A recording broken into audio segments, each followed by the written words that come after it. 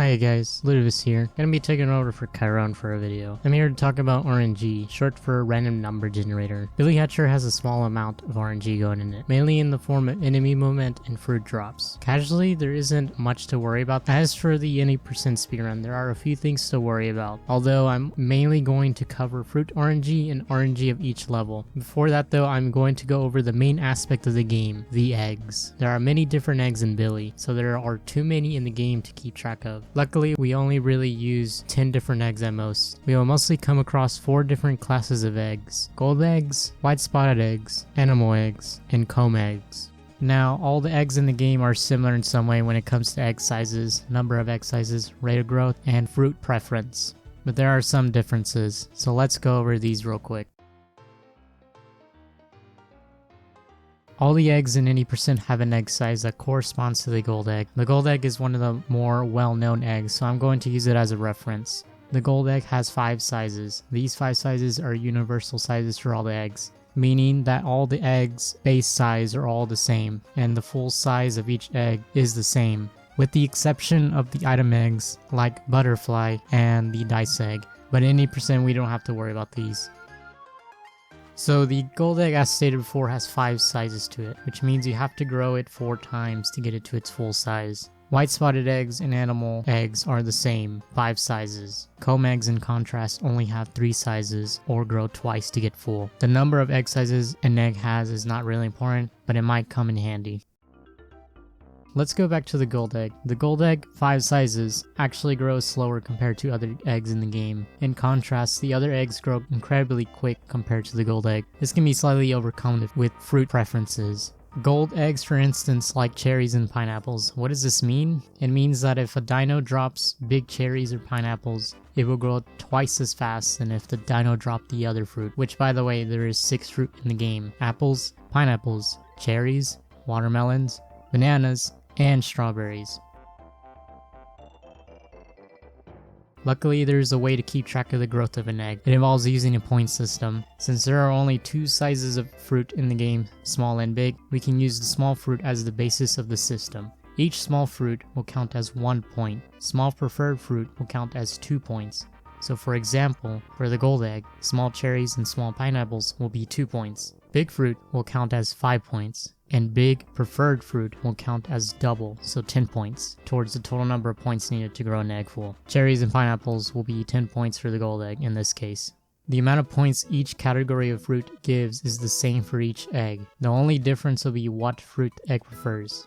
Remember, each egg has their own fruit preference. As an example, we will use the gold egg. The gold egg requires 48 points to grow full. If I killed 2 big dinos and they both dropped big cherries, that would be 40 points, 10 points for each big preferred fruit, since cherries are preferred by the gold eggs. That would mean I would only need to get 8 more points to grow it full, 8 small fruit as an example. Now if I got 4 apples from the dinos, I will only have 20 points, so it would need 28 points to grow it full. Remember, the points needed to grow an egg full is different for each egg.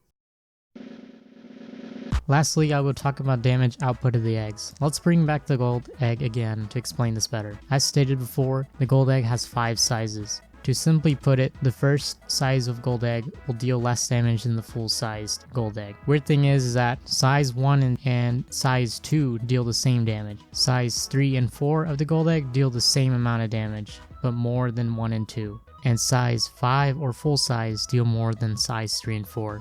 A lot of this is trivial information and will only be situational, but I think it is a good idea to know at least fruit preference of a few eggs and the damage output of the egg sizes. Now that I have explained a bit about the eggs, let us move on to the levels. Forest 1. For the sign boost, all you have to know is that the white spotted egg likes watermelons, and it only needs 6 small fruit or 6 points to grow once. If you see watermelon as a drop, you only need to grab 4 more fruit because watermelons count as 2. No watermelons means you need to grab all 6 fruit though, for a total of 6 points. So if you see watermelons, make sure you grab those since it will be quicker to grow the egg. Whether you do KBC route or the bun route, as long as you grab most fruit on the slide and the watermelon in the bush, your egg should be full by the time you reach the big door, Big the cat. If not, you can grab a few extra fruit on the way around the tree. I think Kai explained the gold egg section really well, so all I will add is that all gold eggs like pineapples and cherries. Keep that in mind for later. Not much in this level. The two groups of cats are a bit erratic, but as long as you try to get them close to each other, they'll be easy to take care of. If you go for the button strat, you might lose an egg to a fire. If so, there should be enough fruit in the boxes to grow any egg that is around. Forest 3. As with Forest 2, there isn't much going here with RNG. A new egg is introduced and is used a bit. Blue Clippin' Egg. It prefers apples, but is only used for a brief moment, so it doesn't matter too much. Dino 1. This level is a bit complicated due to there being two routes to this level. After killing the enemies and grabbing the gold egg, you need to drop down and grab the big fruit that the dino dropped. If the fruit is anything but pineapples or cherries, you will need to grab about 5 to 6 fruit from the small cat group, fewer if you get cherries or pineapples. Also make sure to grab the melon. Next you need to grab the banana behind the fence and kill the big dino. Next start taking down the small bats and watch what the big dino drops. If you'd grabbed 5 to 6 small fruit earlier and he drops pineapples or cherries, grab 2-3 more fruit and go for the tree bounce. If you grab 5 to 6 small fruit earlier and he drops anything but pineapples or cherries, you will need to grab 5 to 6 more small fruit and go around the gate instead. Now if the dino drops pineapples or cherries, you can grab 3 to 4 small fruit and grab the melon, then move on to the next group. Look out for those cherries and pineapples. Grab the banana next and go take down the big dino. After that, go and take down the group of bats and watch what the dino drops. If he drops cherries or pineapples, forget the bats and grab the big fruit. If the big dino drops non-preferred fruit, grab 3 or more small fruit. This level can go many ways. It comes down to looking out for what fruit drops you get. Dino 2 brings us the purple animal egg. As long as you stick to the route, you will have a full egg. If you fall or die somewhere between the first dino skull and the second dino skull, there will be extra fruit by the first dino skull.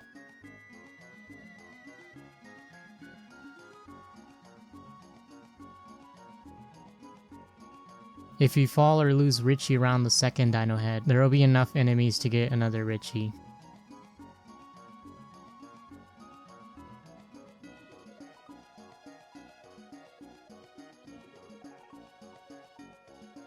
As for Topo, look out for those watermelons to grow the white spotted egg quicker. Blizzard 1. Follow the regular route or the alternate route and you will have enough fruit. If you miss a few fruit on the slide, you will need to take down a penguin or two. Just be careful with their attacks.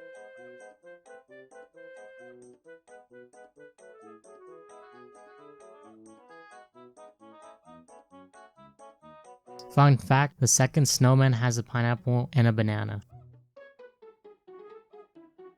Blizzard 2. The Cipher Egg was actually introduced earlier, especially if you've already done Forest 3. As long as you follow the routes in this level, you will have enough fruit to grow a Cipher Egg full. If you fall or die, make sure to hit the ice wall because this respawns all the enemies again.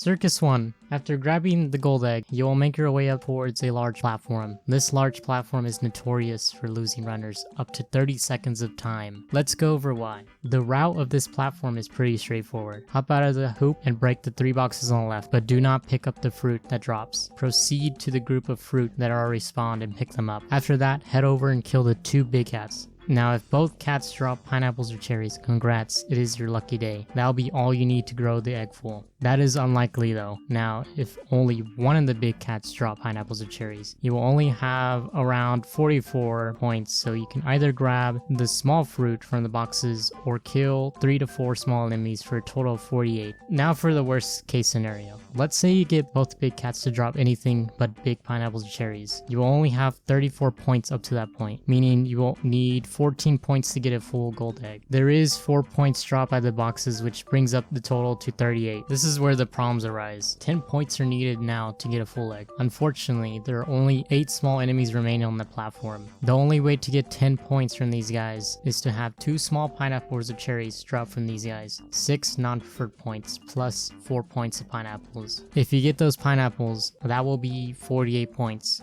Don't get those two, and you'll be forced to wait 15 plus seconds for the fruit by the ramp to respawn. Only after waiting half a century can you then hatch the egg. This is one of the annoyances of this speedrun, and it depends on RNG.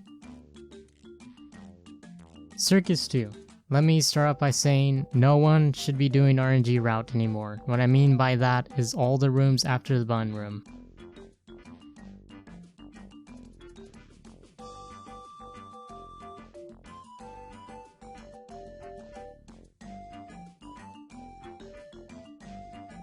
This is a quick backup strat, but if you have a habit of losing your egg to the flame or big cats, hit the mirror in that room that does not have a door behind it.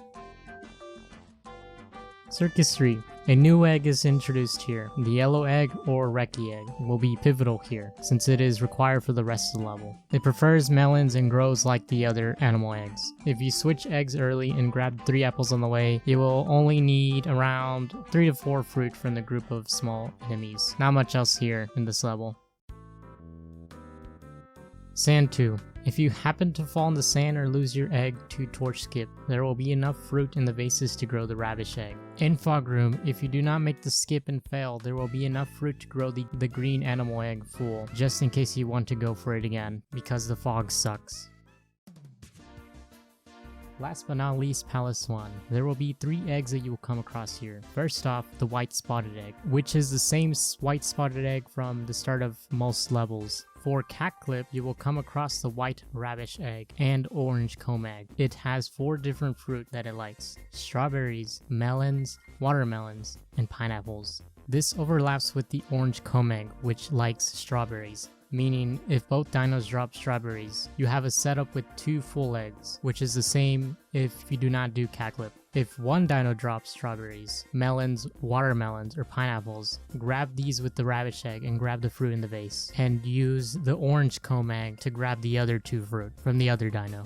If both dinos drop cherries or bananas, either decide if you want 1 full egg and 1 small egg setup, or 2 mid-sized egg setup for Palace Skip, whichever you are more comfortable doing.